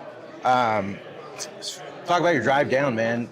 To your drive to all these events is going to be kind of gnarly. Yeah, they're besides the ones up northwest, you know, Brownlee and the Columbia. You know, those two are in my backyard pretty much. Yeah. But yeah, the California ones, they put a toll on you. 17 and a half hours to get down here. Oh so. My God. Well, luckily it's nice and cool all weekend for you. Yeah, no kidding. Culture shock. All right, man. Anything else, Michael? I think we've got a pretty stacked field here. I mean, we've got guys that can scope very well like you, but we've also got, I mean, anglers that have been doing this 30 plus years. I mean, do you think that it's a level playing field with the 30-day off limits, or what are we expecting this week for the Pro Tour? Yeah, like I said, this is my first one, so you're asking probably the wrong guy for this, but I honestly think that there's going to be a majority of guys that catch them shallow, and there's going to be a lot of guys that catch them scoping, and I think it's going to be evened out, but like you said, it comes down to Sunday, who's going to catch the biggest 5 fish, so that's what matters. Yep. Leads up to the big ones, that's for sure. All right, we're going to take a quick break, get back to it with another pro angler here on Lake Havasu, and stay tuned because it's going to be fun. Tackle Warehouse has everything you need to get out and catch more bass. Rods for every application or technique. Over 1,000 reels to choose from. Monofilament, braid, and fluorocarbon lines. A massive selection of baits from the smallest to the largest. Exclusive baits and colors only available at Tackle Warehouse. Everything you need to build or customize your favorite lures. And of course, countless options to store it all. Tackle Warehouse. Click, save, fish. Welcome back to the Havasu Hot Seat. Sitting here with us now is Vexus pro Kyle Goldstein. Not only has he made a name for himself from the West Coast, back east fishing the MLF Toyota Series, but he's fishing the BAM Super 60 Pro Tour for his second year. Kyle, how's everything going into this year? Are you feeling good? Are you pumped? I mean, what are you looking forward to? Yeah, my last event here was a couple years ago, and that was my first pro event that I actually did well in, and so I've been looking forward to getting back here ever since then. I think it's going to be a really fun event. I think we'll be seeing some really big weights. You just came back from an East Coast event, obviously. Yeah. So you're fresh off of a big one. What do you think stylistically? You're coming out to a little bit warmer water, probably. These fish might be doing some different stuff. What do you anticipate being a little different at this event versus the way you've been fishing lately? Yeah, I mean, most of the year so far has been pre-spawn stuff, kind of across the country. It's been all pre-spawn, a little bit of spawning here and there, but I think for this event, it'll be, likely wide open spawn, but there'll be a lot of fish spawning. But I also think there's going to be some pre-spawn and probably a lot post-spawn. And so I think I'm going to spend most of my energy towards either those pre-spawn fish or post-spawn fish, for sure. Yeah, and I guess in terms of confidence, what do you call yourself? Strategically wise, what's the best move for you? Are you an electronics guy? Do you like going up shallow? I am not opposed to my electronics. I enjoy using live scope. I've gotten better at it recently in the past year or so. And so I will be using it quite a bit, but I think, my style is typically going down the bank, power fishing, top waters, looking at this one, probably a lot of frog and flip and stick going on. But I will. A lot of those post spawners, potentially could have moved out to some of that deeper structure, and there could be some big ones out there to be caught on forward facing. And I mean, this format catches a lot of guys off guard, having that keeper count element put into it. Yeah. I mean, you've gone through year one. You're kind of a veteran in terms of a lot of the new guys coming into it. I mean, how has that changed your approach going into year two? I think going into year two, more just, as far as approach, I think nothing's going to change but my confidence levels, right? Last year, everybody was the new guy to this circuit, but, I was the youngest one out here, and, this year that's not the case. And so that's not really going to change anything, but I think as far as my confidence levels going up, I think that'll help a lot for sure, too. Another question. So being a national angler all over the country, I'm curious, man. So is scope as effective, less effective, or more effective on the West Coast versus the scene in the Midwest and the East? That's a hard question to answer because the West Coast has so many diverse fisheries, right? Like you could say no because of the California Delta and other places, but not necessarily. I think scope's just as valuable, on all these lakes as it is out there, for sure. Yeah, absolutely. I don't see much difference. Okay. Yeah, and I mean, you're a SoCal-based angler. What got you into the sport so young? How'd you get to fishing in the Pro Tour you're 19 years old now? 20 this year, yeah. It started actually with Nick Salvucci. He, and my dad. My dad was a commercial fisherman in his early years, and so my whole family's raised me up fishing, but the bass fishing kind of came from Nick, and he got that going and hasn't stopped. I think he was my T-ball coach when I was 5 or 6, and then he took me fishing, and then since then, and now that was always kind of a goal of mine as a little kid was grow up and fish against Nick or be better than him, and so now to be fishing with him, and we travel together, it's great. And what draws you into bass versus a lot of the other species you grew up fishing for? I mean, they're so much smaller, but it's like something about it, right? What draws you in? Water bites, frog fishing, braid, all of it. All of it. It's just there's a diverse way to catch them. So I think that kind of has a big draw. And at an early age, I saw with the saltwater deal, it was such a pain. It's a multi-day effort. Of cleaning and all this. Bass fishing, man, you could be out on the water and home by noon if you wanted to, and that's it. It made it more convenient. And top water blowouts for sure. Yeah. And what's your goal moving on from here? I mean, still traveling back east, trying to get into the Bass Pro Tour, or I guess what are you aiming towards? Yeah, so right now I'm on the Tackle Rouse Pro Circuit, and so that's been going cool. It's a great deal. I think, my goal always is to fish at the highest level that I can, right? Which this is the highest level on the West Coast. That's why we're here, and it's great. Back east, I'm doing the pro circuit, and the BPT is the next step on that side for sure. And what about the Ultimate Angler Challenge? I believe you did very well up there this year too, didn't you? I did okay last year. I finished 19th, that was my first time at Guntersville, and so I was really excited with that. And a lot of that was the no forward facing. Allowed everyone to kind of forget about it, relax, and just go fish, and it was fun. That was a good deal. Last question I got for you. How's that Vexus riding, man? It's pretty sweet, man. It's nice, sweet, yeah. It's amazing in those things. You just, in that rough water especially, oh, dude, it's like a Cadillac. It's such a nice ride. You're not the fastest boat out there, but I got there smooth. Your back hurts the least when you get back, though. For sure, yeah. And nothing's going to fall apart on that boat. I mean, everything's constructed very well. Yeah, super high quality boats. Not only do we have Vexus on board for this year, but we are a qualifier for the Ultimate Angler Challenge. So if you're getting ready to take that next step, come fish with us. Give it a try. We appreciate your time, Kyle. Yeah, thank you, Good guys. luck this week. Appreciate it. Hopefully the braid is working and some big bites. Yeah, good luck with the frogs. Yeah, thank you. Appreciate it. Hey folks, pro bass fisherman Mark Lassane here. My garage was completely cluttered with outdoor gear, but then I discovered StoreQuest Self-Storage. Now, check out my space. It's like my own personal oasis. All my fishing rods, my gear have a home away from home. With everything neatly organized, I can spend more time doing what I love. Thanks to my StoreQuest unit, I've decluttered my life and made room for adventure.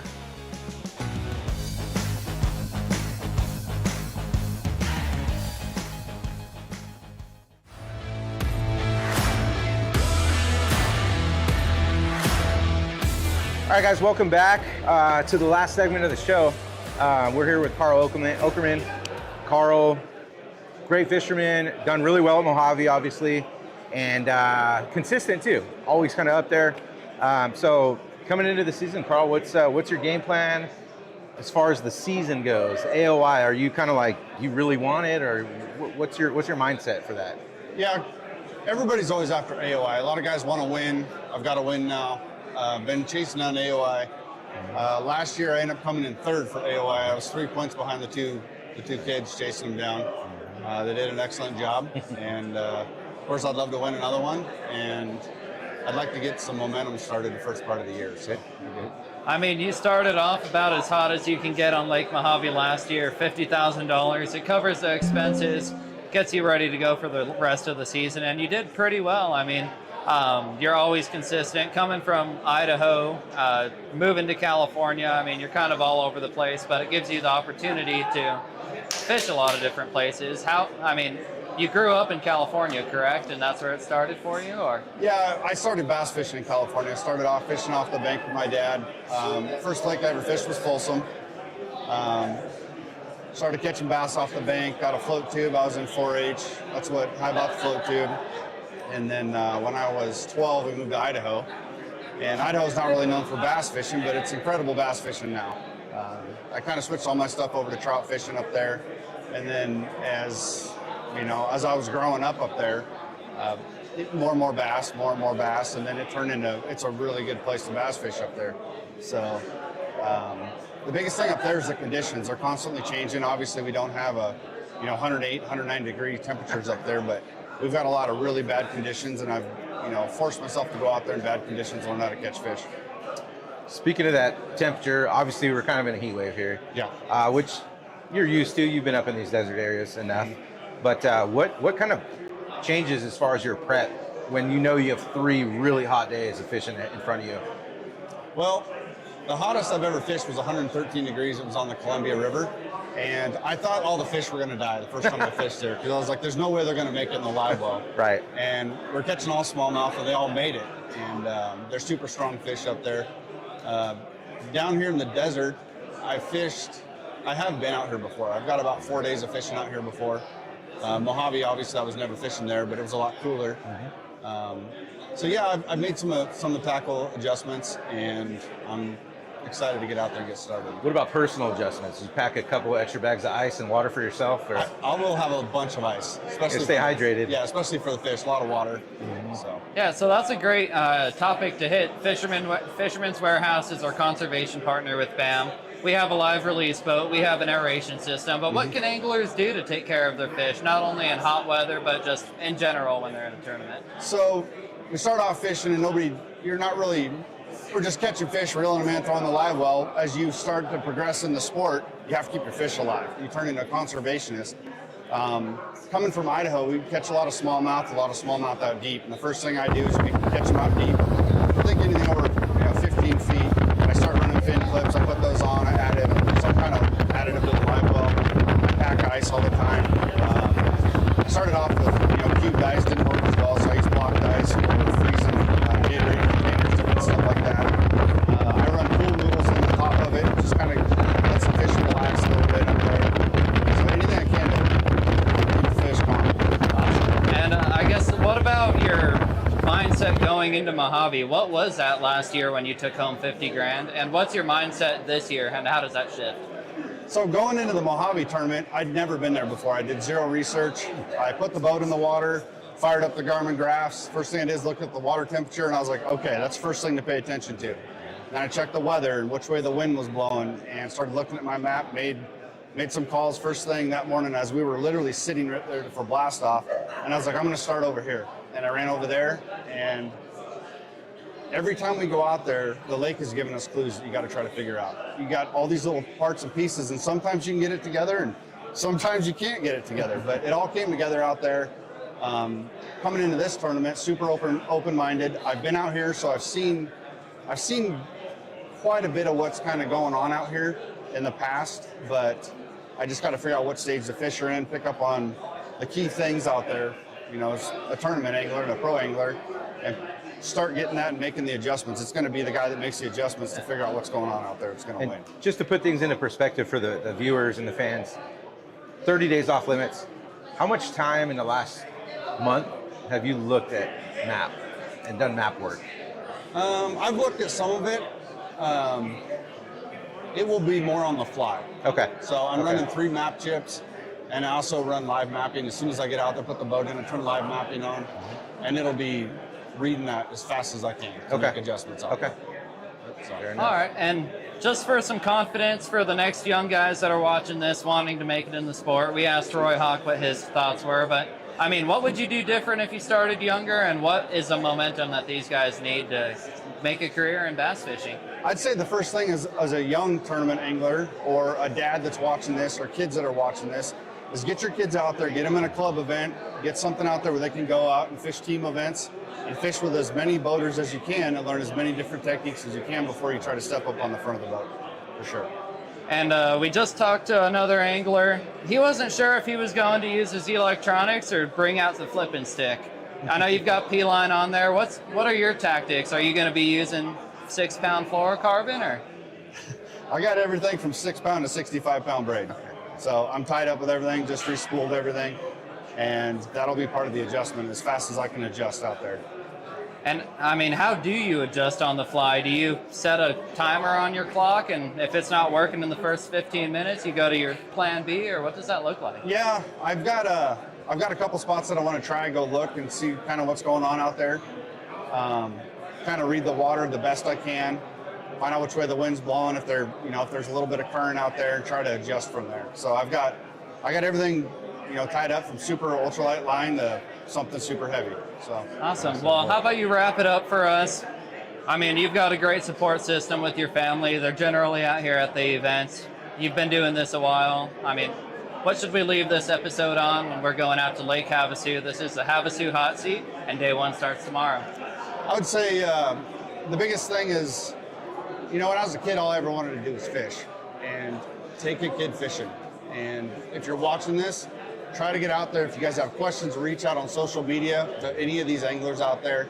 And if you guys got questions, what to use, what to buy, we're all sponsored by the best people out there in the world. And take a kid fishing. All right, there you have it. Support those kids that are fishing too. Saturday at weigh-in, free pulled pork. You can leave a donation.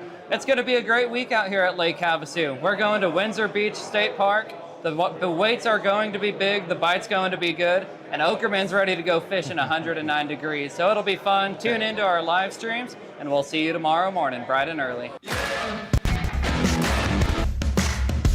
Hey folks, pro bass fisherman Mark Lassane here. My garage was completely cluttered with outdoor gear, but then I discovered StoreQuest self-storage. Now, check out my space. It's like my own personal oasis. All my fishing rods, my gear, have a home away from home. With everything neatly organized, I can spend more time doing what I love. Thanks to my StoreQuest unit, I've decluttered my life and made room for adventure.